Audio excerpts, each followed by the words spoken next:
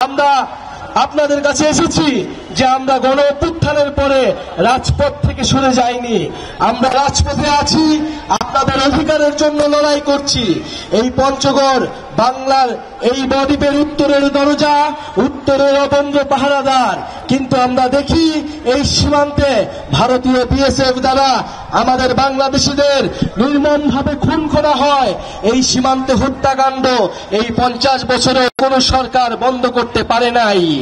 প্রিয় বন্ধুগণ, এখন আমরা দেখছি যে এই বর্ডার থেকে ভারত থেকে অবৈধ অভিবাসী বলে পুষ্কিন করা হচ্ছে। আমরা স্পষ্টভাবে বলতে চাই, এটা হাসিনার বাংলাদেশ নয়, এটা ছাত্র জনতার বাংলাদেশ। যদি পাঠাতে হয় সেই শেখ হাসিনা এবং আওয়ামী ফ্যাসিস্টদের বাংলাদেশে পাঠান, আমরা এই জুলাই গণ অভ্যুত্থানের বিচারের আওতায় তারা নিয়ে আসব।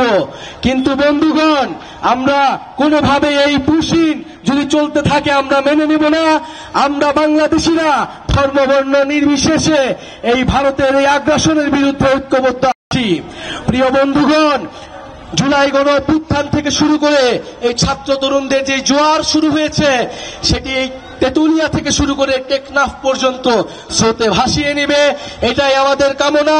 ইনশাল্লাহ আমরা আগামী সংসদ নির্বাচনের আগেই আমরা বলেছি একটি নতুন সংবিধান এবং এই জুলাই গণ অভ্যুত্থানের বিচার এবং রাষ্ট্রের মৌলিক সংস্কারের মধ্য দিয়ে আমরা বাংলাদেশের গণতন্ত্র নিশ্চিত করব।